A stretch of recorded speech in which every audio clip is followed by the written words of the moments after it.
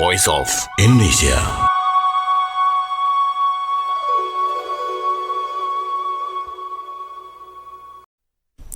Voice of Indonesia dari Indonesia untuk dunia, pendengar kita Indonesia sesungguhnya. Dan memang Indonesia adalah kita dimanapun kita berada ya. Kita harus bawa Indonesia dalam hati kita.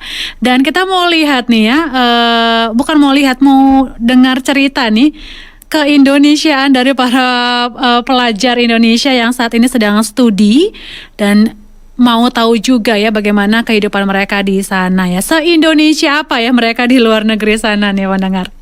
Dan sudah tersambung dengan Mas Himawan Wicaksono selaku Presiden Permias Nasional nih dalam program Study Abroad Around the World. Ini program kerjasama antara PPID dan juga RRI Voice of Indonesia. Dan sudah tersambung nih dengan Mas Himawan. Jadi saya sapa saja langsung nih. Halo, apa kabar Mas Himawan? Baik-baik Kak, terima kasih atas undangannya. Selamat siang untuk teman-teman yang di Indonesia, selamat malam untuk teman-teman yang ada di Amerika Serikat saat ini. Jadi lokasinya di Amerika Serikat, tepatnya di kota apa nih Mas? Saya kebetulan di kota Princeton, di negara bagian New Jersey di tepi timur, sekitar 1 jam dari New York. Dengan perjalanan udara ya atau darat nih? Darat, jadi sekitar di area metropolitannya New York seperti itu. Oke, luar biasa sekali nih ya. Dan kita mau tahu di sana Mas Himawan ambil studi apa dan sudah berapa lama nih tinggal di Amerika? Saya kebetulan saat ini sedang menempuh studi doktoral S3 di bidang fisika plasma. Saya sendiri di Amerika Serikat sekarang sudah menjalani mungkin tahun ke-10 ya, karena sudah mulai dari S1, lalu di Amerika Serikat S2 dan S3 itu digabung, jadi langsung sejak 6 tahun seperti itu, 6-7 tahun. Oke, sudah 10 tahun loh pendengar, jadi sudah hatam nih kayaknya ya. Sudah sudah tahu seluk-beluknya nih ya kota New York dan sekitarnya nih, karena sudah 10 tahun. Dan ini lanjut terus ya, jadi nggak ada sesi rehatnya begitu dari S1 langsung ke S2 begitu ya? Iya, betul sekali Kak. Jadi karena kan mungkin bidang saya ya fisika, kalau S1 seperti itu mungkin bisa dibilang ilmunya masih kurang begitu untuk dapat berguna untuk sesuai ke bidang keilmuannya. Jadi saya langsung lanjut terus dari S1 langsung S2 dan S3 seperti itu. Oke, dan menariknya ambil studinya tuh fisika plasma. Mungkin bagi yang belum tahu, fisika plasma itu mempelajari tentang apa sih Mas Himawan? Nah, kalau plasma itu sendiri mungkin orang yang biasa sering dengannya tentang plasma darah ya. Iya, betul. Plasma yang kita bahas di sini itu bukan plasma darah, tetapi plasma yang bentuk zat. Jadi mungkin selama ini kita sudah biasa dengan bentuk padat, cair, dan gas. Jadi kalau gas itu kita panaskan terus-menerus, nanti bisa jadi plasma. Nah, contohnya di kehidupan sehari-hari itu misalnya lampu neon atau lampu TL itu yang di dalamnya ada plasmanya. Atau mungkin matahari kita itu semua terbentuk dari plasma. Matahari dan bintang, semua benda yang berpijar di langit itu bentuknya plasma itu sendiri.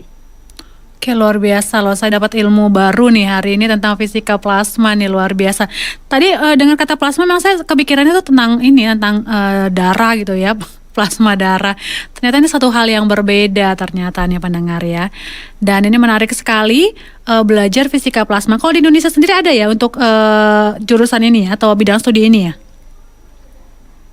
Kebetulan tidak ada sih. Kemarin saya juga sempat pulang dan sempat berkoordinasi dengan teman-teman di BRIN, di Badan Riset dan Inovasi Indonesia untuk nasional, untuk ya bagaimana caranya nanti ke depannya kita bisa membangun dan membantu teman-teman yang ingin belajar fisika plasma, terutama karena fisika plasma itu di kedepannya ada kegunaan utamanya, yaitu yang sekarang banyak dikembangkan adalah untuk teknologi nuklir fusi. Jadi untuk teknologi penciptaan energi fusi, sama seperti bagaimana matahari membentuk energinya, yang bisa dibilang sangat ramah lingkungan dan bisa dibilang kayak tujuan akhirnya dari energi-energi yang ada di dunia ini, untuk bagaimana kita bisa menghasilkan energi dengan sangat bersih dan Oke. sangat hemat dan efisien juga.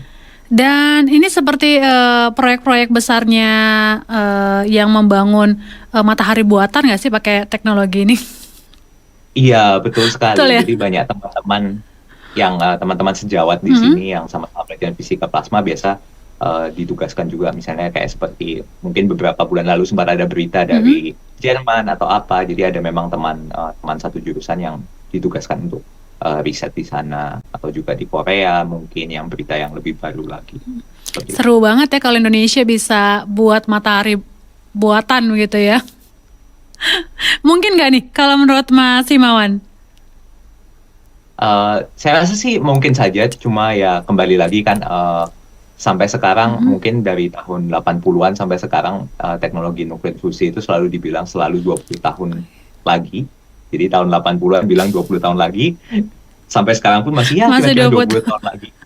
Karena memang secara keilmuan itu sangat kompleks, dan walaupun kita sudah tahu itu pasti bisa dilakukan, dan juga cuma ya keterbatasan dalam bidang teknologi, tekniknya, bagaimana cara kita bisa mengkontrol energinya, dan juga dana yang dibutuhkan kan tidak murah begitu. Jadi Betul.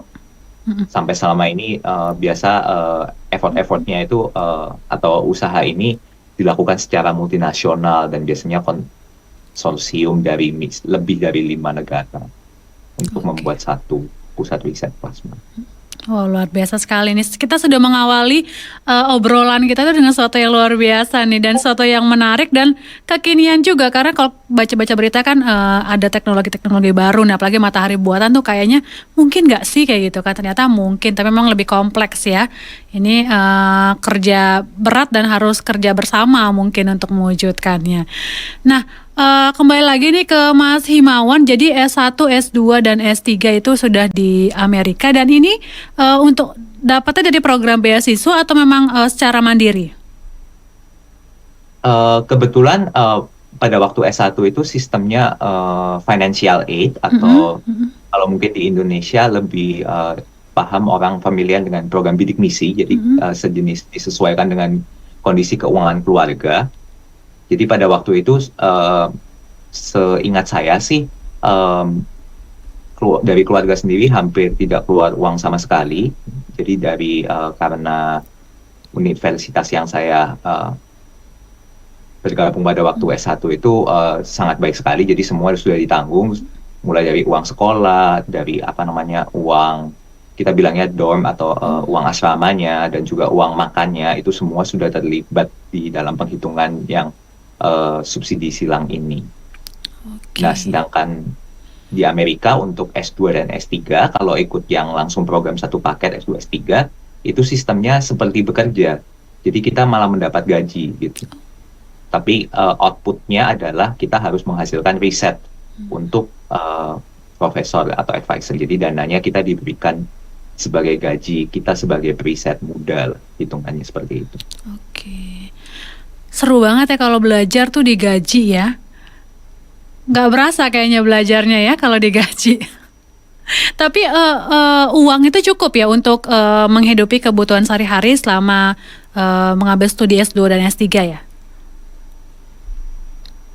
Iya, saya rasa sih kalau dari segi keuangan saya rasa sangat cukup, tapi memang itu tidak bisa disamaratakan ya untuk semua universitas atau semua program yang ada, karena kan kembali lagi tergantung ke kebijakan-kebijakan masing-masing universitas, dan juga biasa daerah tempat tinggal. Kebetulan saya kan di daerah yang bukan daerah kota, bisa dianggap daerah seperti seumpamaannya kayak seperti Depok, atau yang bahkan mungkin yang lebih Kabupaten Bogor contohnya, yang lebih jauh, cukup dekat ke ibu kota besar, tapi tetap saja masih bisa dibilang masih cukup sepi. Jadi ongkos biaya hidupnya cenderung sedikit lebih murah begitu.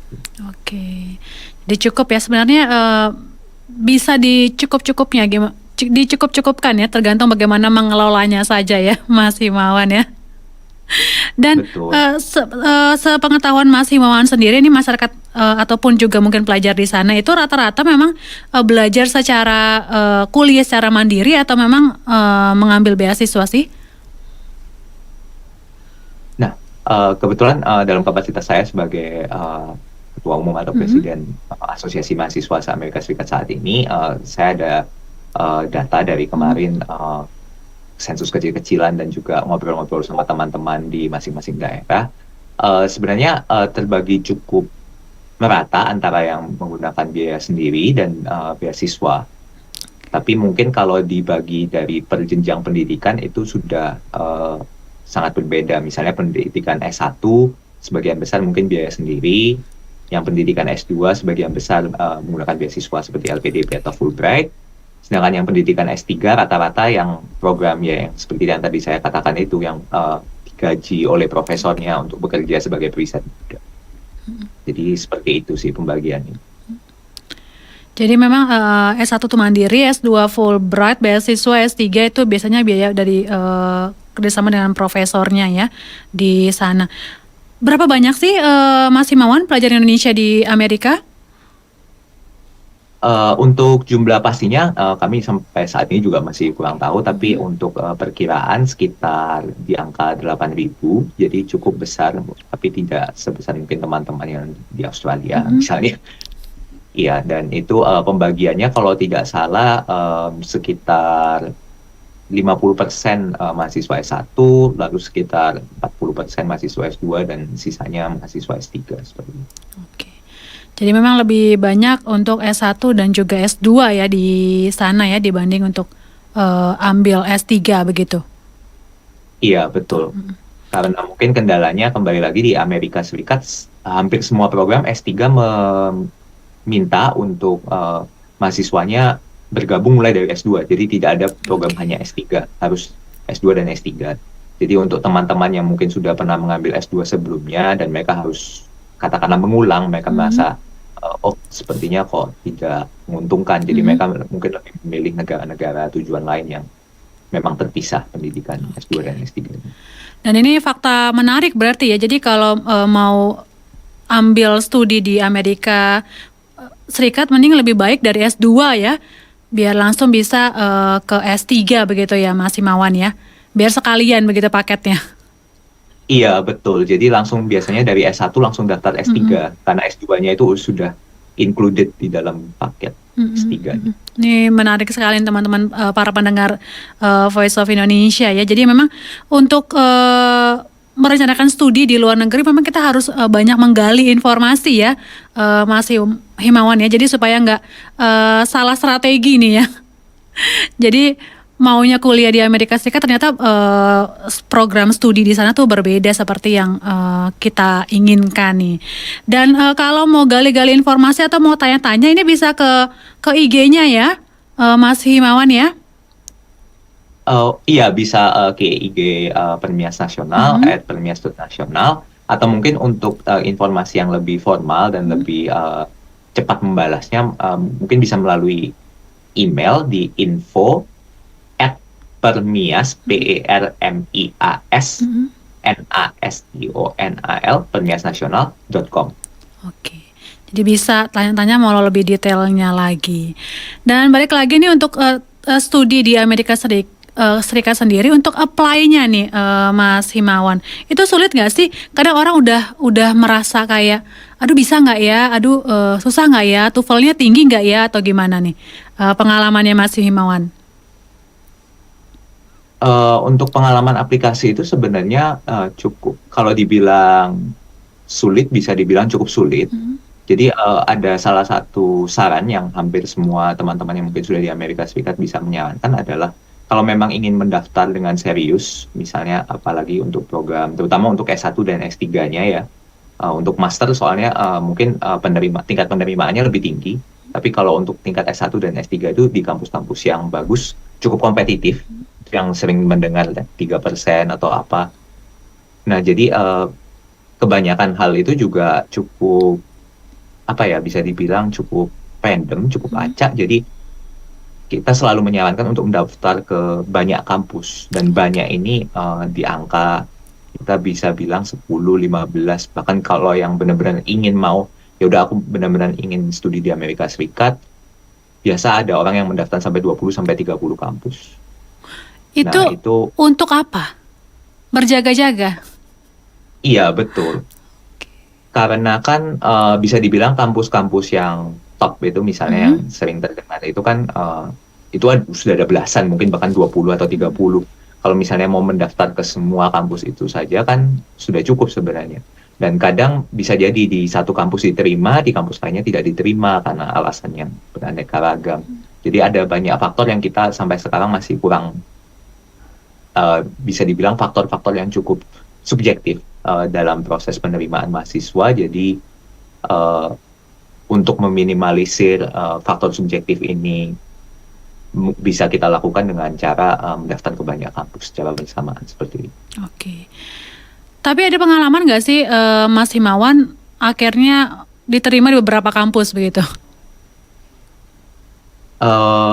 Dulu waktu saya pendaftaran S1 sih saya mungkin kebetulan saya daftar ke Amerika Serikat S1 itu sebenarnya iseng-iseng coba-coba saja, karena saya tahu keluarga saya juga bukan tergolong yang keluarga yang mampu, jadi saya mencari kampus yang memang menyediakan financial aid atau subsidi yang penuh. Banyak kampus yang menyediakan subsidi tapi cuma sebagian. Nah, dari situ itu saya juga hanya mendaftar ke yang kampus yang program fisikanya bagus, jadi saya hanya mendaftar 3 kampus yang bisa dibilang kurang lebih setara. Saya hanya diterima di satu kampus pada waktu itu. Dan juga banyak teman-teman yang misalnya di kampus saya sekarang tidak diterima, tapi di kampus-kampus yang lain yang setara diterima seperti itu. Oke. Jadi memang ada faktor yang cukup subjektif antar kampus yang berbeda-beda. Dan itu disitulah memang ada trik untuk mendaftar ke banyak kampus ini. Oke. Tapi mungkin pada waktu saya mendaftar S3 kebetulan karena memang pada waktu itu aplikasi saya cukup bagus kan, juga S1-nya sudah di kampus yang cukup dikenal, jadi pada waktu itu S3 saya tidak ada kesulitan, saya diterima di semua kampus yang saya daftar seperti itu. Oke. Jadi memang untuk S1 sendiri kemungkinannya kecil begitu ya diterima di berbagai kampus begitu ya, Mas Himawan ya? Iya, kadang memang seperti itu, ada kayak faktor kerandomannya karena S1 kan yang dilihat kan dari teman-teman dari tingkat SMA kan biasa kecuali memang anaknya sangat menonjol, antara satu individu dengan individu yang lainnya kan sebenarnya perbedaannya cukup tipis seperti itu. Oke, luar biasa. Dan saya sih nggak terlalu mengerti gitu untuk sistem pendidikan di Amerika Serikat ya. Kalau untuk di Indonesia sendiri kan kita punya jalur sendiri ya untuk masuk ke SNMPTN dan yang lainnya lah begitu untuk kampus-kampus negeri begitu ya. Untuk masuk ke kampus untuk jenjang S1 nih di Amerika Serikat, apakah memang punya sistem yang sama yang ada jalur-jalurnya begitu, Mas Himawan? Iya, untuk jalur-jalur sebenarnya cukup mirip ya. Jadi di Amerika Serikat itu sendiri terkenal banyak namanya konsorsium, apa ya, kayak kayak beberapa kampus universitas yang sejenis itu mereka sepakat untuk menjadikan satu proses aplikasi mereka untuk S1 ya.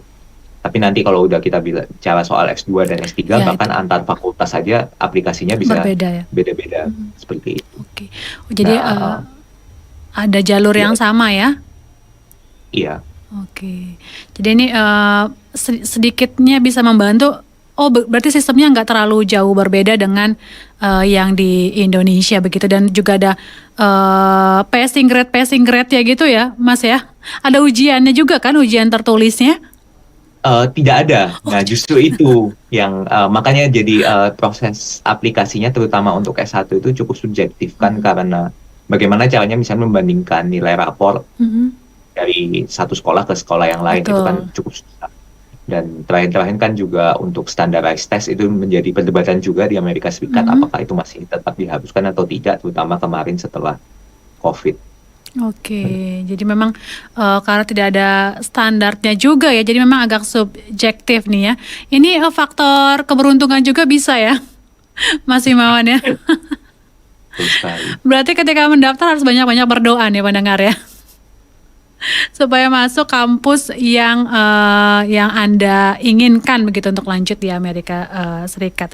Lalu untuk adaptasinya sendiri, ini kan juga nggak mudah bagi sebagian orang ya untuk tinggal, apalagi di Amerika Serikat. Ini banyak selentingan-selentingan informasi-informasi yang mungkin kurang baik begitu tentang negara ini, apalagi negara ini yang paling besar gitu ya, dibilang superpower juga. Ini gimana untuk pertama kali ya datang ke sana dan adaptasinya itu seperti apa?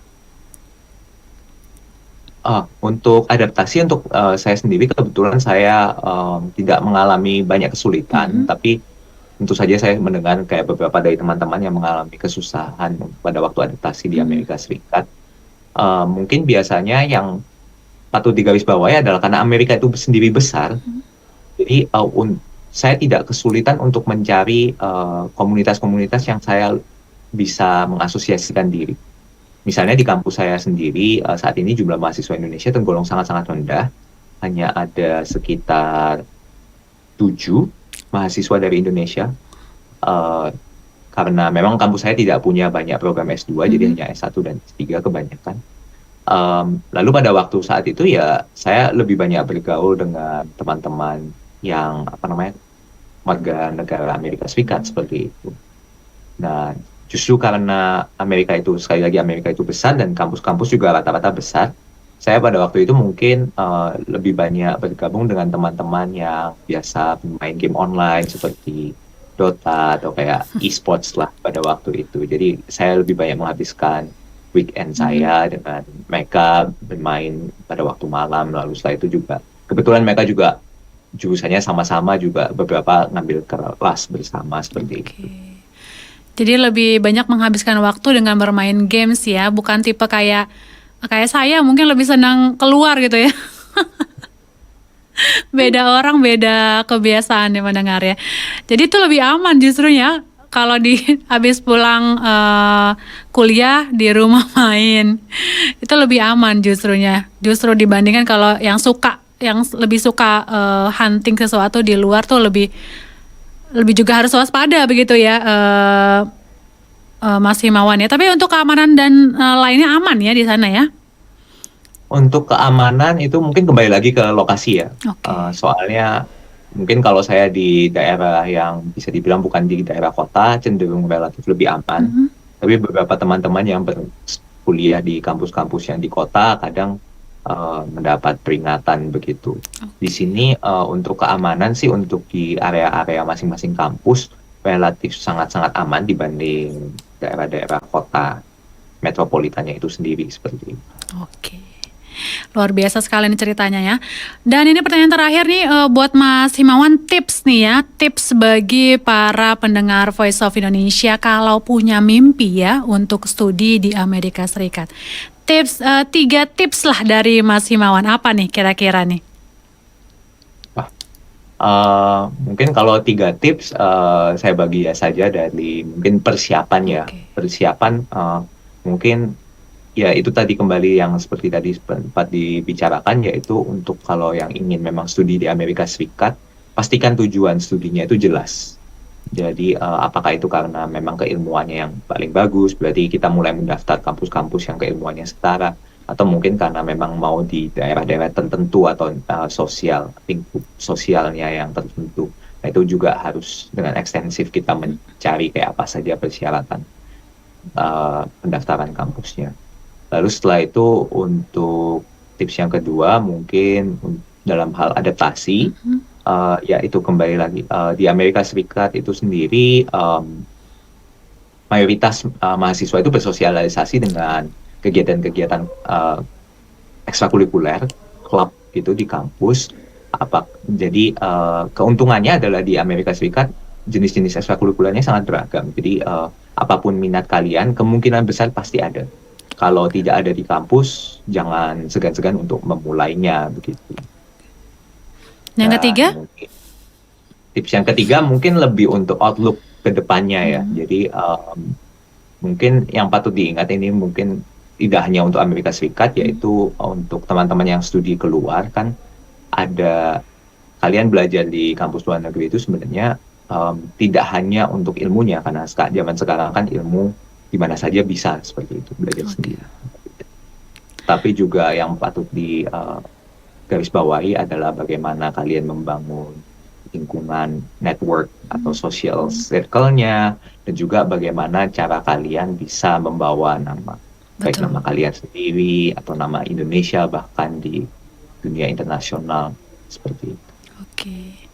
Jadi membawa Indonesia ya dalam diri kita sendiri nih ya. Bahkan juga bisa ikut juga memperkenalkan Indonesia ya di dunia nih. Oh, ini ternyata ya orang Indonesia yang ramah dan suka senyum itu dan sangat helpful banget itu. Oh, ini Indonesia.